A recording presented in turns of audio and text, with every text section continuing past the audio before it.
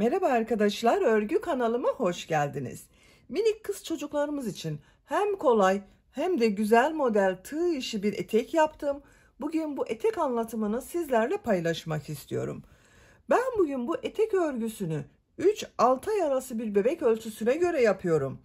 Ama siz bu eteği yeni doğan bebek için yapabilirsiniz. 1, 2, 3, 4, 5 yaş, her yaş kız çocuklarınız için yaparak kullanabilirsiniz. Yetişkinler için de uygun bir model.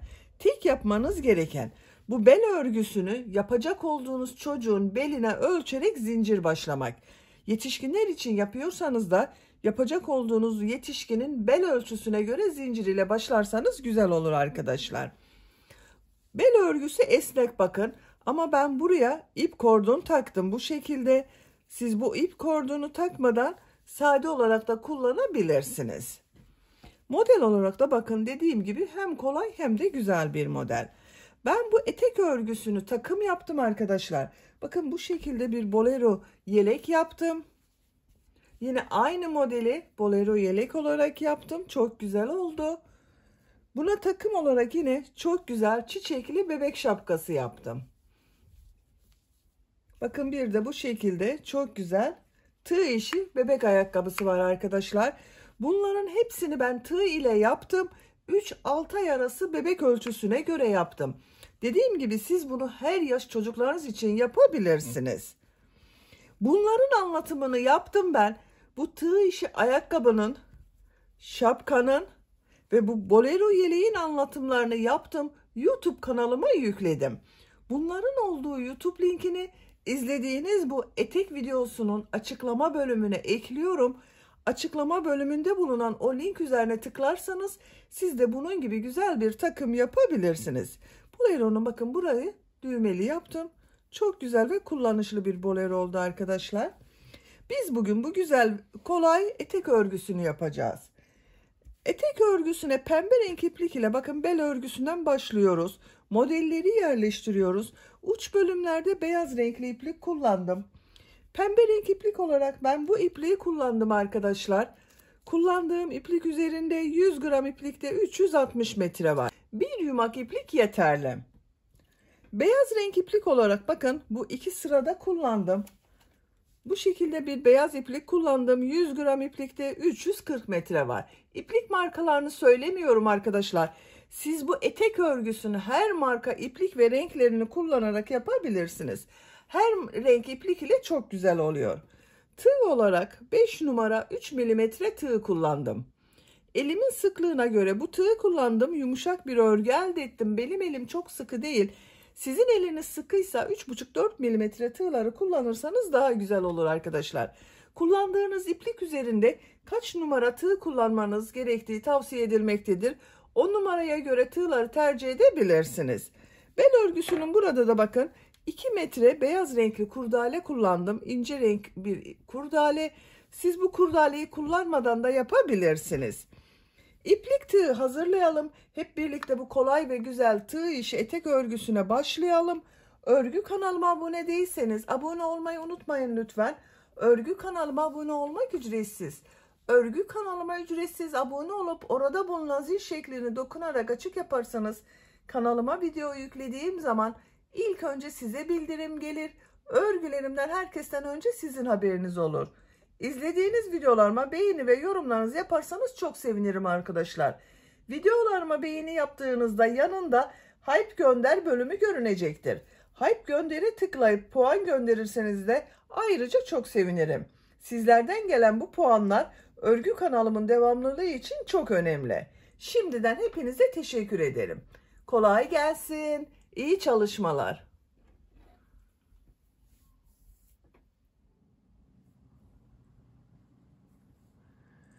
Örgüye bel örgüsü için zincir yaparak başlıyorum. Şu şekilde ilk ilmeği yapıyorum. Zincirleri yapmaya başlıyorum. Çok sıkı zincirler yapmıyorum.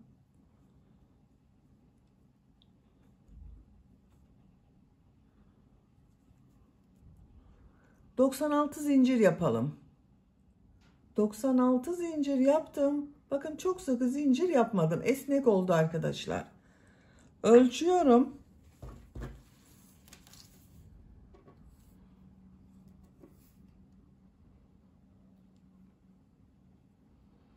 37 santimetre zincir uzunluğu var. Benim elimin sıklığına göre, iplik kalınlığına göre 37 santimetre için 96 zincir yaptım. Sizin elinizin sıklığına göre daha fazla veya daha az zincir yapmanız gerekebilir arkadaşlar. Bu zincir sayısı yapacak olduğunuz çocuğun bel ölçüsüne göre daha az veya daha çok yapabilirsiniz. Çocuğunuzun beline ölçerek zincir başlarsanız çok iyi olur. 3 zincirde dönüş için yapıyorum. 1, 2, 3. Tığ üzerine iplik alıyorum. 3 ilmek atlıyorum. 1, 2, 3. 4. ilmeğe trabzan yapıyorum. Zincirler üzerine trabzan yapıyorum. Her ilmek üzerine bir trabzan yapıyorum.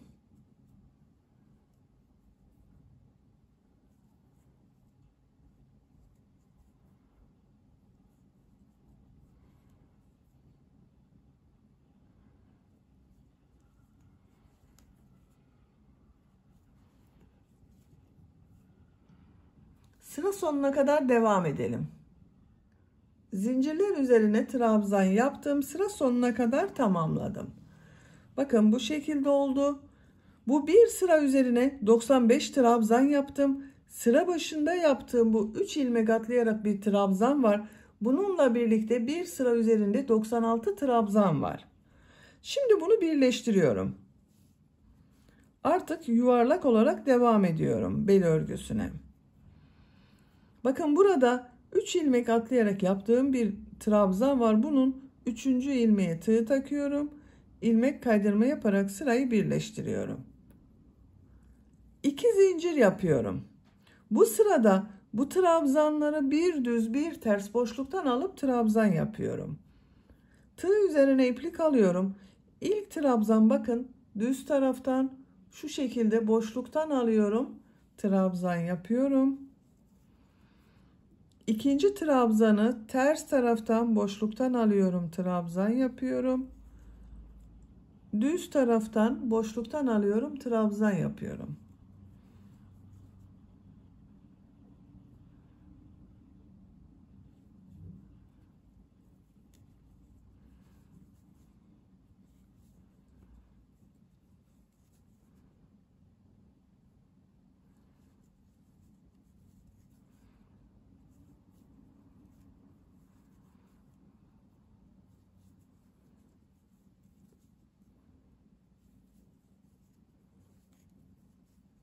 Bakın görüntüsü bu şekilde oluyor. Burayı da birleştirelim. Bakın bu zincirin ucuyla burada yaptığım ilmeği ilmek kaydırma yaparak birleştiriyorum. Şu şekilde ilmek içinden çektim. İlmeğin içinden çekiyorum. Bakın birleşti artık arkadaşlar. Sıra sonuna kadar bir düz bir ters boşluktan alıp trabzan yaparak devam edelim. Sıra sonuna kadar tamamladım. Bu sırada trabzanları bir düz bir ters boşluktan aldım, trabzan yaptım. Son trabzanı bakın düz taraftan boşluktan aldım, trabzan yaptım. Bu ilk yaptığım 2 zincir ile ilmek kaydırma yaparak birleştiriyorum. Sıra başında yaptığım bu 2 zincirde bakın ters tarafta görünen trabzan oldu arkadaşlar. Bakın bel örgüsü esnek oldu. 2 zincir yapıyorum.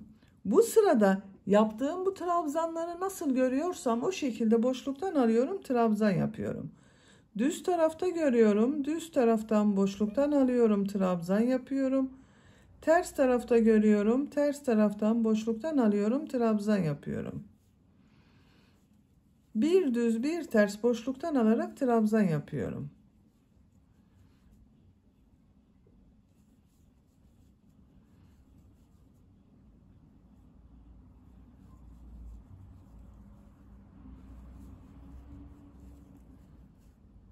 Sıra sonuna kadar devam edelim. Sıra sonuna kadar tamamladım. İlk ilmek ile ilmek kaydırma yaparak sırayı birleştiriyorum. 2 zincir yapıyorum. Bu sırada yine trabzanları nasıl görüyorsam o şekilde boşluktan alıyorum, trabzan yapıyorum.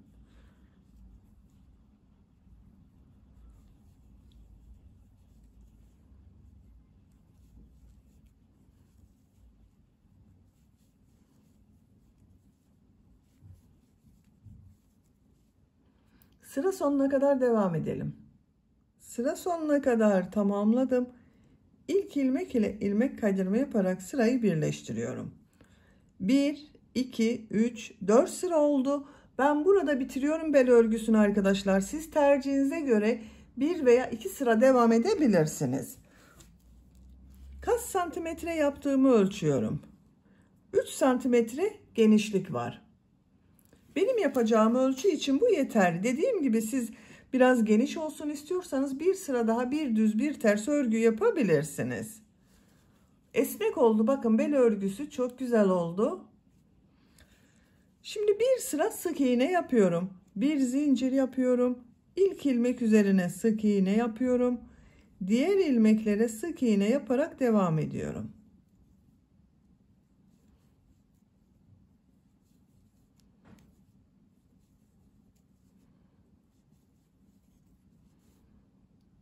Sıra sonuna kadar devam edelim. Sıra sonuna kadar tamamladım. İlk ilmek ile ilmek kaydırma yaparak sırayı birleştiriyorum. Bir sıra sık iğne yaptım. Bu sıradan itibaren model yerleştirmeye başlıyorum. Bir zincir yapıyorum. Tığ üzerine iplik alıyorum. Bir ilmek atlıyorum. İkinci ilmeğe 6 trabzan yapıyorum. Aynı ilmek içine 6 trabzan yapıyorum.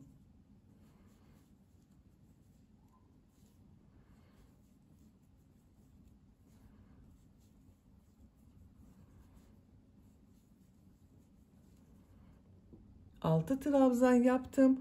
Bir zincir yapıyorum. 2 ilmek atlıyorum. Üçüncü ilmeğe sık iğne yapıyorum. Bir zincir yapıyorum. Bir ilmek atlıyorum. 6 trabzan yapıyorum. Aynı ilmek içine 6 trabzan yapıyorum.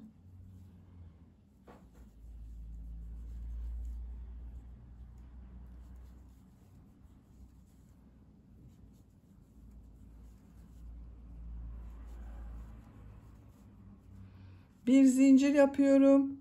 2 ilmek atlıyorum. Bir sık iğne yapıyorum. Bir zincir yapıyorum. Bir ilmek atlıyorum. Bir ilmek içine 6 trabzan yapıyorum.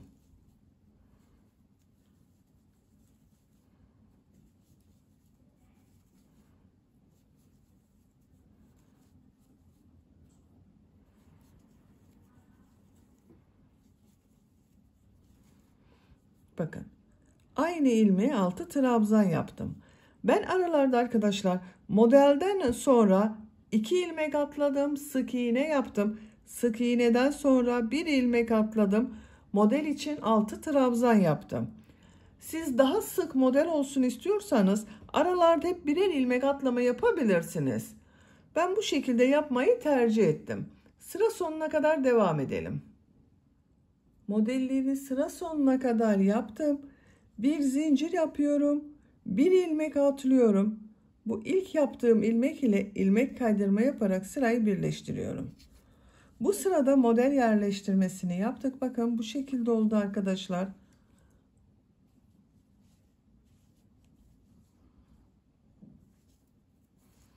Örgüyü çeviriyorum. Bu sırada bu yaptığım 6 trabzanın ilk 3 trabzanı boşluktan alıp trabzan yapacağız. 2 zincir yapacağız. 3 trabzanı boşluktan alıp trabzan yapacağız. İlk trabzana bakın. Şu şekilde tığ takıyorum. Boşluğa takıyorum. İlmek kaydırma yaparak geçiş yapıyorum. 3 zincir yapıyorum. Bu yaptığım 3 zincirde bir trabzan oluyor. 2 trabzanı boşluktan alıyorum, trabzan yapıyorum.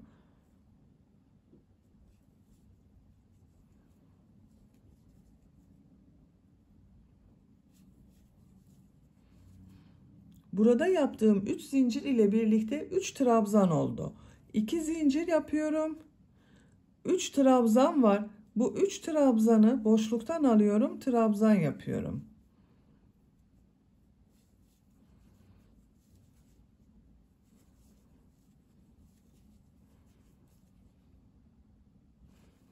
Tığ üzerine iplik alıyorum. Diğer modelde de İlk 3 trabzanı boşluktan alıp trabzan yapıyorum. 2 zincir yapıyorum. 3 trabzanı boşluktan alıyorum, trabzan yapıyorum.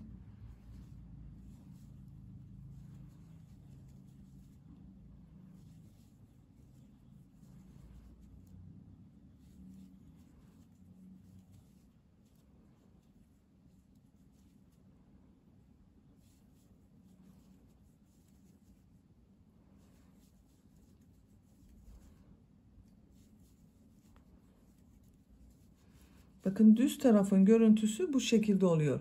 Boşluktan alarak trabzan yaptık. Düz taraf kabarık görünüyor. Bu modelde yine 3 trabzanı boşluktan alıp trabzan yapıyorum. 2 zincir yapıyorum. 3 trabzanı boşluktan alıyorum, trabzan yapıyorum.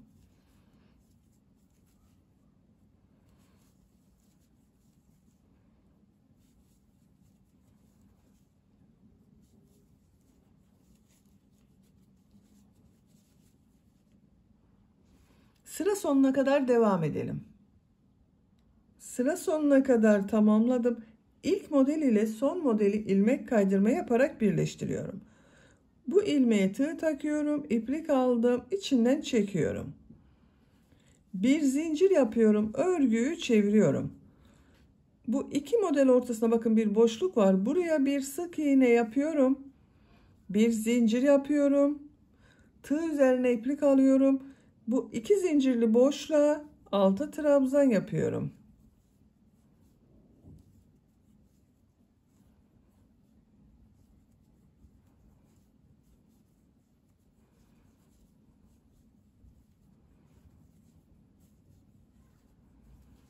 Altı trabzan yaptım.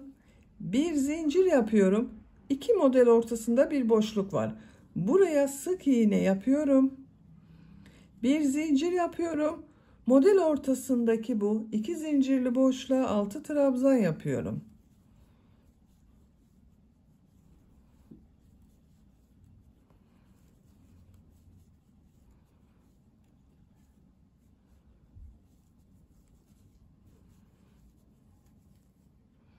Altı trabzan yaptım. Bir zincir yapıyorum. İki model arasına bakın. Sık iğne yapıyorum. Bir zincir yapıyorum. İki zincirli boşluğa 6 trabzan yapıyorum. Sıra sonuna kadar devam edelim.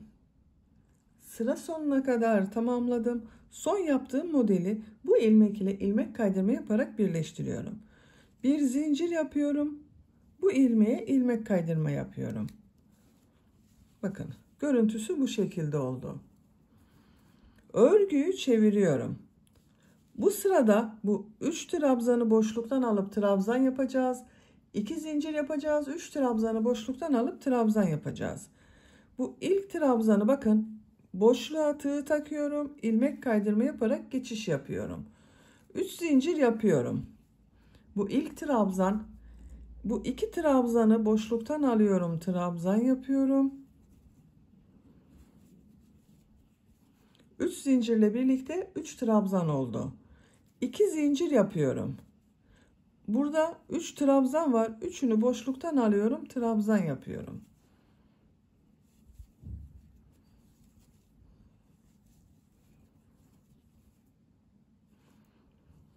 Diğer modelde 3 trabzan boşluktan alıp trabzan yapıyorum. 2 zincir yapıyorum. 3 trabzanı boşluktan alıyorum. Trabzan yapıyorum.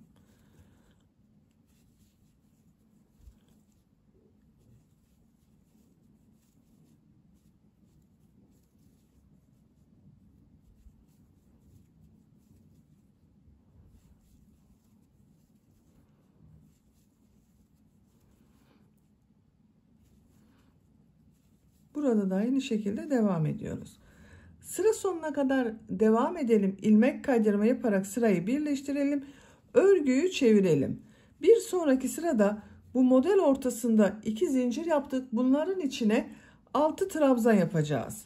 Etek örgüsü bu şekilde devam edecek arkadaşlar. Bu iki sıradan oluşuyor bir model. Eteğin örgüsünü yapacak olduğunuz çocuğun büyüklüğüne ve tercihinize göre bu model sıralarını tekrarlayarak devam edelim. Model örgüsünü sıraları tekrarlayarak 8 kabarık model yaptım arkadaşlar. Bakın 1, 2, 3, 4, 5, 6, 7, 8. 9. sırada örgünün ters tarafından 3 trabzan boşluktan aldım, trabzan yaptım, 2 zincir yaptım, 3 trabzan boşluktan aldım, trabzan yaptım. Sıra sonunda ilmek kaydırma yaparak sırayı birleştirdim. Pembe renkli ipliği kestim. Burada bitirmiyoruz. Buradan itibaren bir model sırası beyaz, bir model sırası pembe renk olarak devam edeceğiz. Siz isterseniz aynı renk ile devam edebilirsiniz. Kaç santimetre yaptığımda ölçüyorum. 16 santimetre yükseklik var. Siz daha büyük çocuk için yapıyorsanız bunu 1-2 model sırası devam edebilirsiniz. Buradan beyaz renkli iplik ile devam ediyorum. Modellere devam ediyorum. Bakın en son ilmek kaydırma yaparak yaptığım ilmekten ilmek rengini beyaz yapıyorum. Buraya bir sık iğne yapıyorum. Bir zincir yapıyorum. Model ortasına 6 trabzan yapıyorum. İplik ucunu da içinde tutuyorum.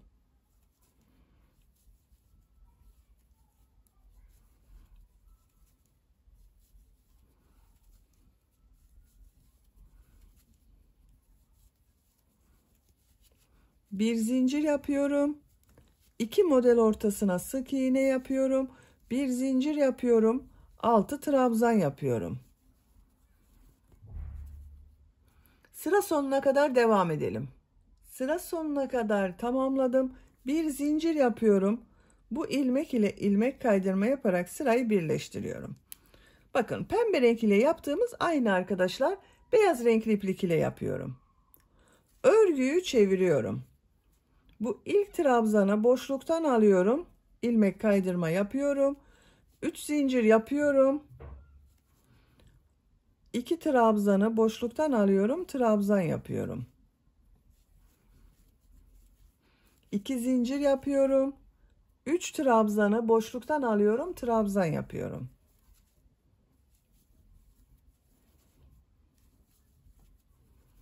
Diğer modelde yine 3 trabzanı boşluktan alıp trabzan yapıyoruz.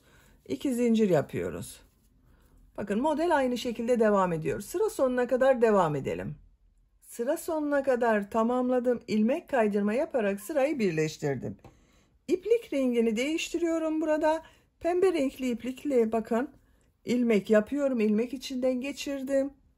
Şu şekilde çektim. Örgüyü çeviriyorum. Bu ilk ilmek üzerine bakın boşluğa bir sık iğne yapıyorum. Bir zincir yapıyorum. Tığ üzerine iplik alıyorum. Beyaz renkli ipliği burada bekletiyorum. Bir sonraki sırada beyaz renkli iplik ile modele devam edeceğiz arkadaşlar. Bu model ortasına 6 trabzan yapıyorum.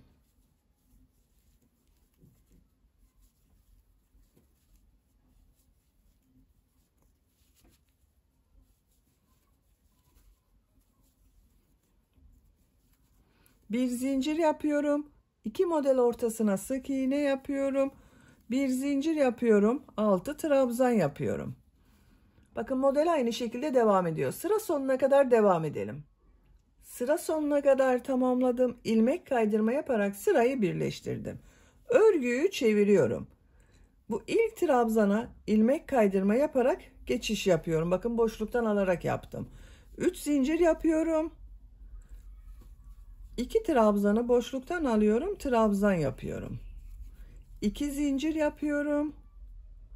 3 trabzanı boşluktan alıyorum, trabzan yapıyorum. Diğer modelde 3 trabzanı boşluktan alıp trabzan yapıyorum. 2 zincir yapıyorum. 3 trabzanı boşluktan alıyorum, trabzan yapıyorum. Modeller aynı şekilde devam ediyor.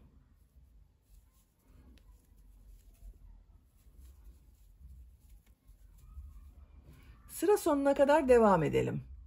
Pembe renk iplik ile de bir sıra model sırası yaptım. Bakın ilmek kaydırma yaparak sıra sonunda birleştirdim. İpliği kestim. Şimdi beyaz renkli iplik ile son sırayı yapıyorum. Bakın burada bekletiyorum beyaz renkli ipliği. Bu ilmekten, birleştirme yaptığım bu ilmekten beyaz renkli ipliği üste alıyorum. Bir zincir yapıyorum. Aynı ilmek içine sık iğne yapıyorum. Bir zincir yapıyorum. Tığ üzerine iplik alıyorum.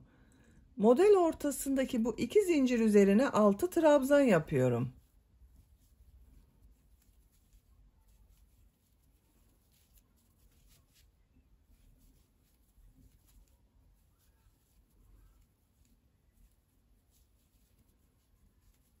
Altı trabzan yaptım. Bir zincir yapıyorum. İki model ortasına sık iğne yapıyorum. Bir zincir yapıyorum. 6 trabzan yapıyorum.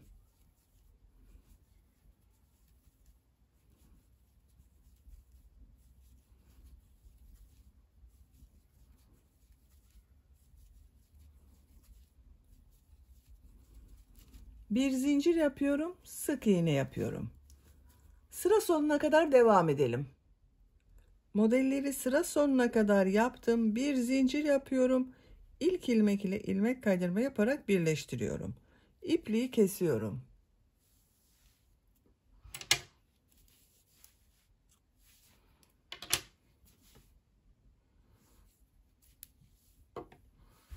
Bakın arkadaşlar, etek örgüsünü bitirdim. Çok güzel oldu.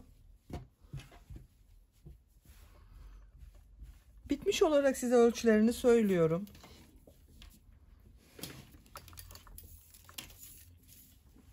Yüksekliğini ölçüyorum. 20 santimetre. Bel örgüsünün buradan genişliğini ölçüyorum. 20 santimetre. Ben bugün 3 aylık bir bebek için yaptım. Bakın bel örgüsü esnek oldu arkadaşlar. Çok güzel oldu. Eteği bu şekilde kullanabiliriz. Ama ben bu bel örgüsünün buraya kurdale takmak istiyorum. Bakın bu şekilde ince kurdale var. 2 katlı yapıyorum bunu. Toplam 2 metre yeterli arkadaşlar. Bir kestim. 2 metre yapıyorum. Ön ortayı buluyorum. Bakın bu birleştirme yaptığım ilmeği şu şekilde katlıyorum. Burası ön ortası. Şu şekilde kurdaleyi tığ yardımıyla çekiyorum.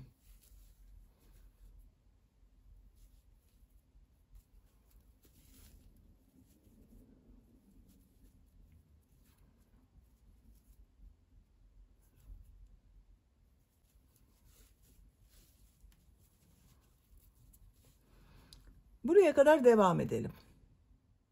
Kurdaleyi sıra sonuna kadar taktım. Görüntüsü bakın bu şekilde oldu.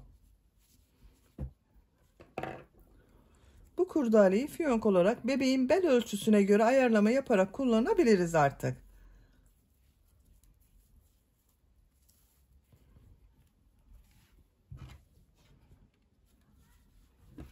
Beni dinlediğiniz ve izlediğiniz için hepinize çok teşekkür ederim. Örgü kanalıma abone değilseniz abone olmayı unutmayın lütfen. Örgü kanalıma abone olmak ücretsiz.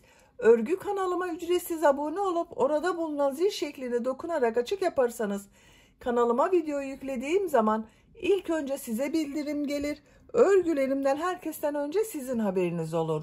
İzlediğiniz videolarıma beğeni ve yorumlarınızı yaparsanız çok sevinirim arkadaşlar. Sizlerle yeni örgülerde görüşmek dileğiyle. Hoşça kalın, sevgiyle kalın.